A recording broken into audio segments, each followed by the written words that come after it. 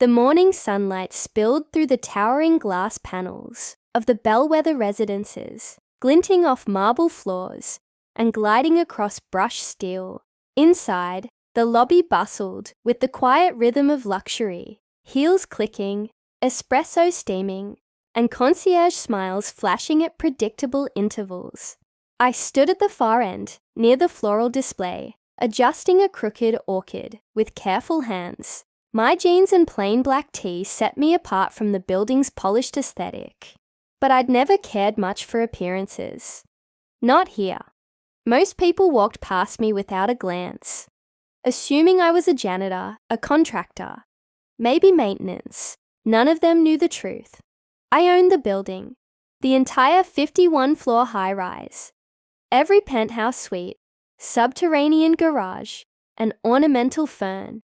It was all mine, a gift wrapped in steel and glass, passed to me by my late grandfather, who'd believed in humility over hype. His philosophy stuck, so I stayed on site, blending in, learning, watching, and then came Karen. She'd moved in barely 2 weeks ago, but the building already felt different, colder, tighter. People avoided the common areas. Doormen glanced over their shoulders. Tenants whispered about surprise fines and new rules tacked onto doors like eviction threats. Karen had arrived with a clipboard and a vengeance, and wasted no time installing herself as the new queen of the HOA. I had only observed until now. Until this moment. "Excuse me," came a voice sharp enough to slice stone. I turned. Karen Whitmore stood before me in a tailored navy pantsuit, her platinum bob immovable in the air-conditioned stillness. Oversized sunglasses shielded eyes that radiated judgment. She carried a clipboard like a sword, and a sense of entitlement like armor. "Yes?"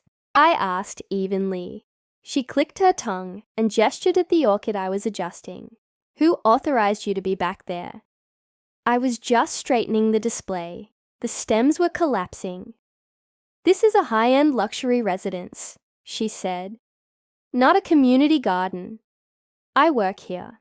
No uniform, no badge, no credentials. Posted. You don't work here. You're loitering." She squinted at me, as if scanning for stains. "What's your name?" "Liam." "Well, Liam," she said, with a disapproving sniff. "As newly appointed head of the HOA, I'm notifying you that your services are no longer required. Consider this your final warning. Pack up whatever mop you came in with and get out." I looked at her, then at the security guard behind the concierge desk. Mike, a kid barely out of college who clearly didn't know where to look. "You're firing me?" "Right here in the lobby," Karen smirked. "Yes, and be grateful I'm doing it in private. If I had my way, you'd be escorted out in handcuffs for impersonating staff." I resisted the urge to laugh. "I don't think you have the authority to fire anyone. I have the authority of the HOA," she snapped, raising her voice. A few residents turned to look. "Which is more than enough to remove a loitering custodian. You're embarrassing the building." Mike shifted uncomfortably. "Karen, Ms. Whitmore, maybe we should call Mr. Harris from corporate before making decisions like—" "Silence, Michael," she hissed. "Your job's next." I turned away slowly, hiding the smile creeping across my lips. "All right," I said. "If that's your final decision." "It is. You're banned from this building, effective immediately." As I stepped toward the elevator, she called out, "Try applying at the convenience store down the block. They might need someone to stock gum." I didn't respond. I didn't need to. The pieces were already in motion. Back upstairs, I walked into my private office, the penthouse suite renovated into a management hub. Frosted glass doors slid shut behind me, muting the chaos below. I took a breath, sat down at my desk, and tapped into the building's internal system: tenant history, security footage, HOA files. every detail available with a few keystrokes. Karen thought she ruled the building. She didn't even own her unit. This wasn't just about arrogance anymore. It was about abuse, harassment, fraud, and I was done watching. The queen of the HOA had just fired the building's owner, in front of witnesses, on camera. Now it was time to show her exactly who she'd crossed. Karen didn't waste time asserting her dominance. By the next morning, laminated notices were plastered across the Bellwether's lobby. New regulations, revised HOA fees, parking space reallocations, even an absurd rule banning doormats with offensive phrases, which, as I discovered, included anything with the word welcome. I watched from the building's internal camera feeds as chaos rippled through the halls like a crack in fine porcelain. She doubled my trash disposal fees overnight, muttered Mrs. Delaney from 4B to the concierge. Said my garbage bags lacked proper curb appeal. She made my nanny cry, grumbled a father from 11D because she walked my kid through the lobby with a juice box. Juice box! Residents were seething, but Karen operated with the smug immunity of someone who believed bureaucracy was a shield. Her allies on the HOA board were just as bad. 2 new residents she'd recruited within days of moving in. Together, they passed amendments like playing cards at a bridge table. I spent the next 48 hours quietly collecting evidence, emails, security footage, audio clips from public meetings. I even found a video of Karen berating the cleaning crew for using the wrong brand of air freshener, then docking their contract hours when they couldn't speak English well enough to argue back. But that wasn't the real bombshell. Buried deep in the HOA's financial records, hidden beneath a maze of shell transactions, was something far more interesting. A series of invoices billed to the HOA for consulting fees, all approved by Karen, all paid out to a company she owned under her maiden name. She was embezzling money. I cross-checked dates and payments.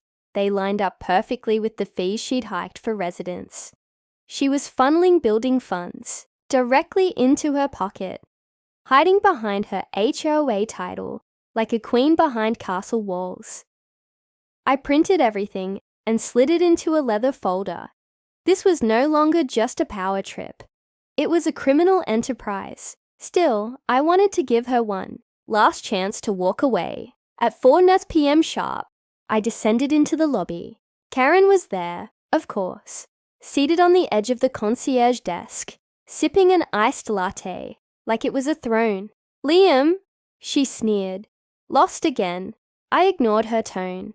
"I'd like to speak with you, privately." She arched a manicured brow. "Oh, planning to beg for your job back?" "No," I said calmly. "I'm giving you an opportunity. Step down from the HOA, quietly. No announcements, no drama, just walk away."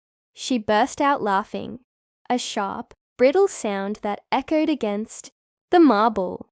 "You really don't get it. I am the HOA. And you, what are you again? A florist? A janitor with delusions of grandeur?" "I'm neither," I replied, reaching into my jacket and pulling out the folder. "I'm the owner of this building, and I know exactly what you've been doing." Her laughter stopped cold. I handed her the folder. Her eyes scanned the first few pages, then widened. Her grip on the folder tightened as she flipped further. Records, timestamps, screenshots, each page more damning than the last. "You're bluffing," she whispered. "I'm not, and that folder's just a courtesy. The full file is already with my attorney and city inspectors." She slapped the folder closed. "You don't scare me." "That's not my goal," I said. "But you've committed fraud, Karen. Multiple counts, and you've abused the residents of this building for your own gain. I'd rather not humiliate you in front of them, unless I have to." Karen stood, shaking slightly, but hiding it behind venom. I won't go down without a fight. I smiled. Good. I love a clean win. Without another word, I turned and walked toward the elevators. Behind me, I could hear her breathing unevenly, the thin crackle of paper as her grip tightened.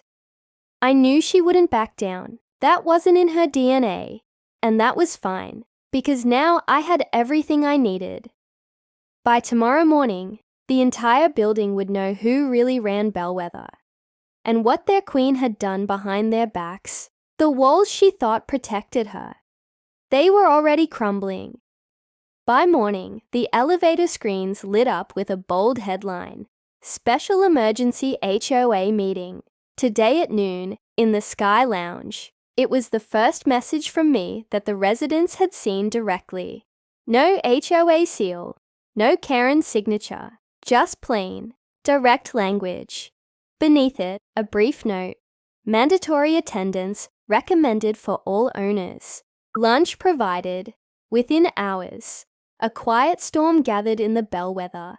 Tenants whispered in hallways. Texts flew. Rumors surged. Karen tried to issue a rebuttal memo through the building's internal channel, calling the meeting unauthorized and illegal, but I overrode her post with a simple 2-word reply. Building owner. At exactly 12 p.m., the Sky Lounge filled to capacity. Floor-to-ceiling windows framed the skyline, like a painting, but no one looked at the view. They were here for the drama. They were here for justice. Karen arrived late. She strode in with her clipboard and her 2 hand-picked board members, Marcus and Tilda, close behind, like a self-appointed royal guard. Her lipstick was fresh, her composure tight, but her eyes flicked around the room with suspicion. She knew something was off. The air was too still, too watchful. I stepped forward from where I stood at the front of the room. For the first time, I wore a blazer. Nothing flashy, just enough to change how people saw me. Gasps rippled as I addressed the room. My name is Liam Hayes, I said, and I'm the legal owner of Bellwether Residences. Hush fell over the crowd like a dropped curtain. Many of you have seen me around and assumed I was part of the maintenance crew. I never corrected you. My grandfather built this place from the ground up. I inherited it from him and chose to remain here quietly, to observe, to learn, to protect what he built. I paused, letting it sink in. But over the last 2 weeks, something changed. A hostile takeover of the HOA, sudden fines, arbitrary rules, personal attacks on staff and residents. That ends today. Karen stepped forward, her voice trembling, beneath practiced control. You can't just waltz in and declare yourself king. The HOA is a legally elected body. Actually, I cut in, lifting a printed document. This is the HOA Charter. Section 9A states that in the event of suspected fraud or abuse, the building owner has the right to dissolve the board, pending investigation. Effective immediately. The current board is suspended. She went pale. Tilda looked like she wanted to vanish. Karen advanced toward me. This is a stunt. These people don't care about your theatrics. They care about the fact that you've been siphoning HOA funds into a private company you own, I said sharply. I have financial statements, emails, video footage, and signed checks, and I've already filed reports with the city's Department of Housing and the district attorney's office. Murmurs erupted. A few people stood, shouting questions. One resident from the back yelled, I paid a $200 noise violation for my baby crying. Where did that money go? Karen's face tightened. Her voice cracked. These are lies. Fabricated. I'll sue. You're welcome to try, I said calmly. But the fraud investigators I spoke with this morning disagreed. And so did the 2 police detectives, currently waiting in the lobbies. At that moment, the elevator chimed. 2 plainclothes officers stepped into the room, badges displayed. "Karen? Whitmore?" one asked, scanning the room. She turned slowly, visibly trembling now. "You are under arrest for fraud, embezzlement, and falsification of financial records. Please place your hands behind your back." The room was deathly silent as they cuffed her. Karen's head swiveled toward me, lips parted in disbelief. "You did this?" "No," I said, stepping aside. "You did this." The elevator doors closed behind her with a soft hiss. The silence broke into applause, then cheering. I looked around at the people my grandfather had once called our second family. "Effective immediately," I said. "HOA operations are suspended pending a full audit. I'll be holding weekly open forums with residents, and we'll be rebuilding the board together, with transparency and fairness at the core." People nodded, smiled. A few clapped again. Karen's reign had collapsed in less than 10 minutes. But I wasn't done. Not yet. There was still damage to repair, and trust to earn back. Because once you've unseated the Queen, you better be ready to lead. 3 weeks later, the bellwether was no longer holding its breath. Gone were the sour notices taped to every surface. Gone were the surprise violations, arbitrary fines, and glares from Karen as she stalked the hallways like a mole cop with delusions of monarchy. In her place was something new: transparency, collaboration, and, above all, peace. But rebuilding wasn't just about removing her. It meant restoring trust. And that took work. Each week, I held evening meetings in the Sky Lounge. No agendas hidden behind legalese. No backroom deals. Just coffee, pastries, and a whiteboard where we made decisions together. Residents took turns volunteering for committees. We even voted to bring back the annual summer rooftop barbecue Karen had banned for being a fire hazard to her hair extensions. My favorite change, though, was the new HOA board, comprised entirely of long-time residents who genuinely cared. People like Mrs. Delaney from 4B, who'd lived here since the building opened, and Jamal from 9F, a teacher who turned out to be a brilliant mediator. The mood was lighter. Kids played again in the courtyard. Staff walked with their heads held high. And me? I finally stepped out of the shadows. For years, I'd avoided using my real title. My grandfather had always said, "Power attracts the wrong kind of attention. Lead quietly, and they'll show you who they are." He wasn't wrong. Karen had taught me that, but now I understood the second half of that lesson. Once people see who you are, you'd better be worth looking at. One afternoon, I stood near the lobby fountain, checking my notes before another open forum. That's when Mrs. Delaney approached, clutching a tray of cookies. "You know," she said, offering me one. "I thought you were just the guy who trimmed the topiaries." "I was," I replied with a grin. "Still am. I just also happen to sign the paychecks." She laughed, the sound warm and honest. "Your grandfather would be proud. The building feels alive again." I nodded, taking in the golden afternoon light streaming through the windows. "It's only just starting." We were interrupted by the front desk concierge, waving a clipboard. "Liam, there's someone here asking for you."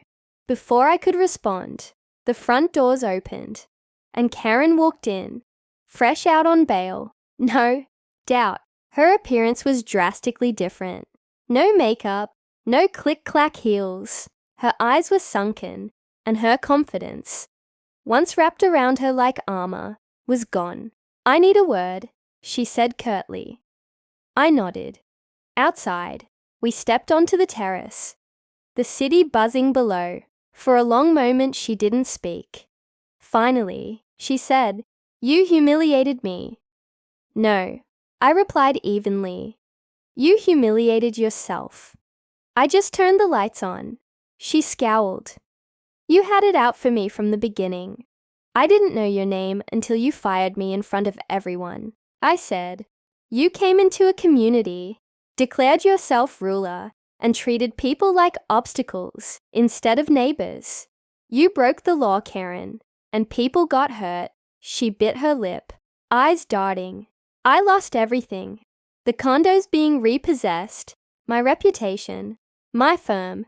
It's all gone. I didn't do that, I said quietly. You did, but you can still choose what comes next.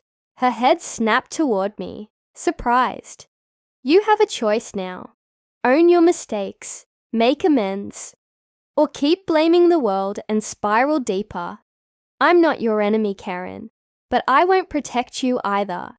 She looked away. When she spoke, her voice was smaller. What if I apologized?